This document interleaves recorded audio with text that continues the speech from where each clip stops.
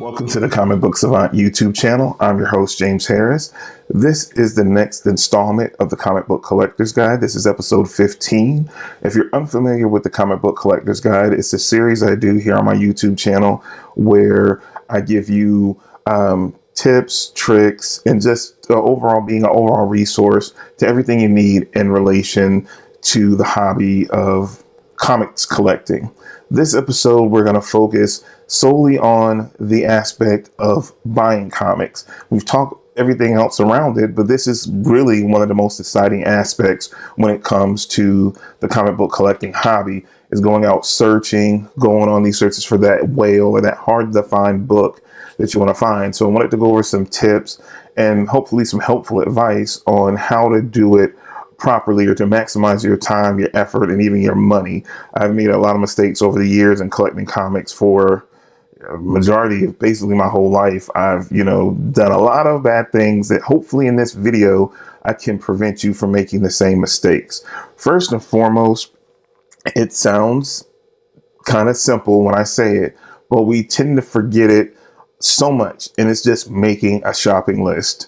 Just like you're doing some grocery shopping, when you're doing your comic shopping, you need to make a list. We have our smartphones nowadays, iPhones, Android phones. Most of them have built-in note-taking apps. So if you could just build you a regular little shopping list of books that you're currently looking for. So once you know that you're in a comic shop or you're at a convention, what you need to pick up and you don't double buy. I have to say this has been the most helpful thing I have used later in my comics shopping, in my journey in comics collecting, that I didn't do when I was younger. I just would rush out and I would see something and I would grab it. And so many times out of not, I double bought issues that I thought I didn't have, or double bought trades that I thought I didn't have. And just in the heat of the moment, seeing it and be like, I don't know when I'll see it again. You get your adrenaline starts pumping when you think you found something that you've been missing out of your collection, that one piece you need. And accidentally, I didn't do it a ton, but I did it enough where if I just had a list and I could go through very quickly, I would know what I had already and what I actually was looking for. Because that tends to happen when we're out and about. We'll see something that catches our eye and we'll pick it up. Not all the time thinking, oh, do I have this at home? Or we have so many books. Yeah, once you start collecting for an amount of time, your collections get so massive that it's really easy to overlook something as simple as one book in your collection, if you have it or not.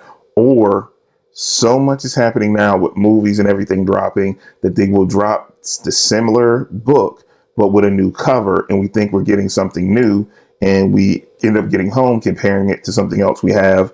And we'll find out it's the same content, just wrapped in a different wrapper, which sucks. So that's something you definitely have to be made aware of, which comes to my second point, doing your research online beforehand. Make sure, I just saw a recent example of it for an episode I'm going to be doing coming up, where a particular trade, because the movie had came out, has a different trade dress. So, and it has a different name, but all the contents on the inside of the book were exactly the same, just different trade dress.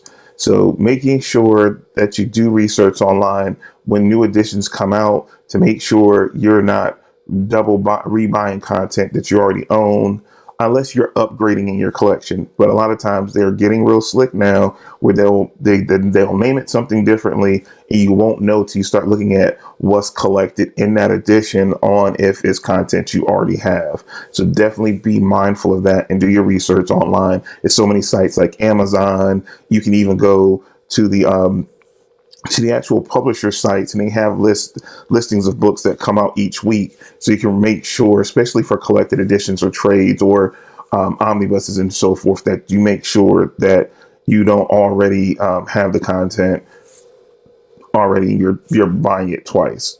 That'll save you money, save you time and headache.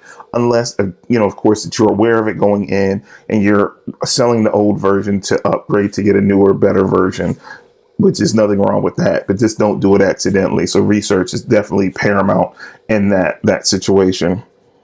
Also, when you're in a situation where you might be going to a comics convention per se, or some type of event where you might be buying comic books, make sure you budget accordingly, and that you, especially if you buy a lot, because I've had this happen. But fortunately, when I went to like a convention, I went to one that I like drove to, so I had car space. I wasn't flying to an event, but per se, you're flying to an event halfway across the country. Say like you live on the East Coast and you go to San Diego Comic Con, and you buy a ton of stuff.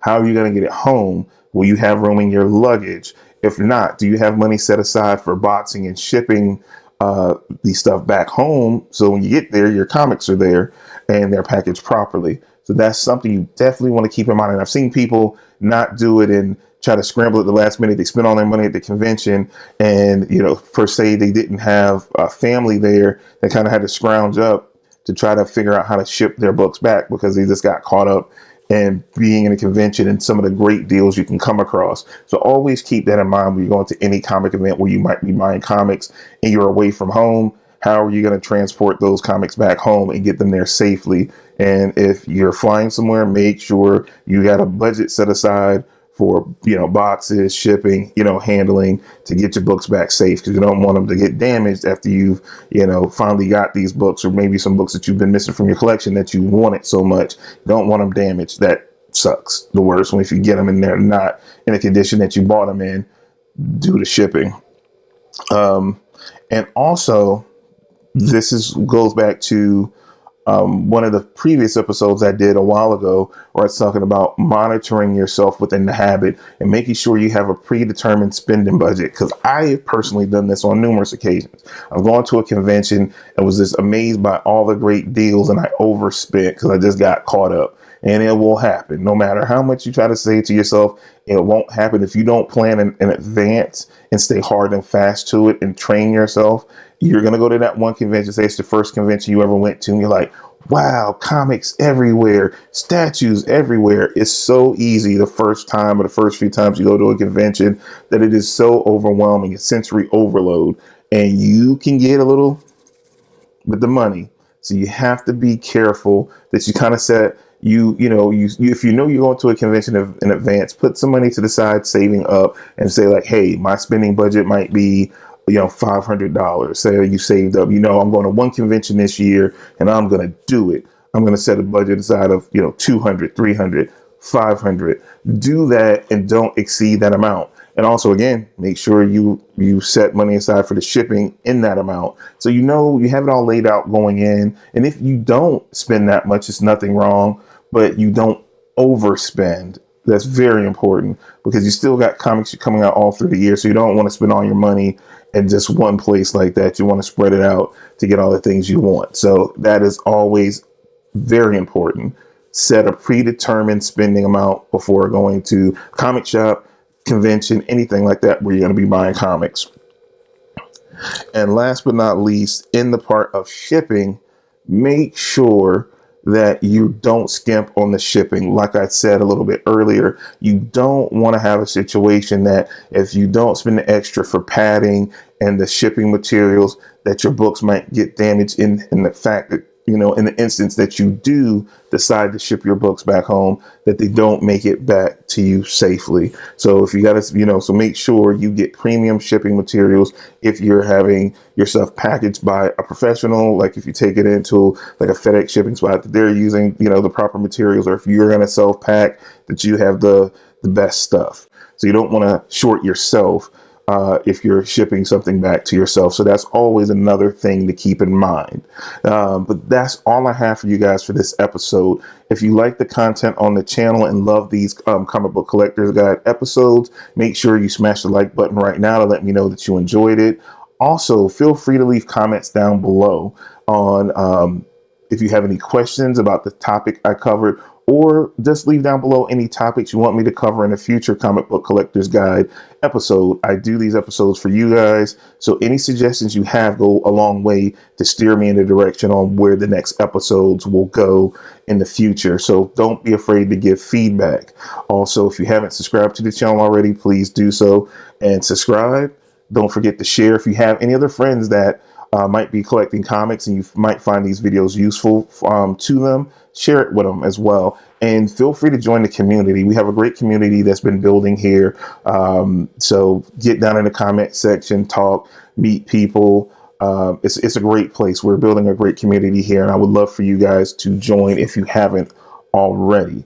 Also, I'd like to mention, because I don't talk about it enough, outside of the YouTube channel, I do a podcast. I post most of my recent podcast episodes here on the YouTube channel. It is a playlist that I will put up here or here for the audio podcast. But you can also subscribe to the podcast via iTunes. Just do a search for Comic Book Savant. I've been podcasting for about 13 and a half years, have 400 plus episodes available. Not all of them are available here on the YouTube channel, of course. But again, if you go to iTunes, you can subscribe to the feed, and you can get access to all 400 plus episodes of the podcast. If you like what you see here, you can listen there. So I'll definitely keep that in mind as well. As always, I'm your host, James Harris. This is the Comic Book Savant YouTube channel, and this is Comic Book Collector's Guide, episode 15. I hope you guys enjoyed. I'll see you guys next time for another episode. Until then, you guys take care, and I'll see you soon.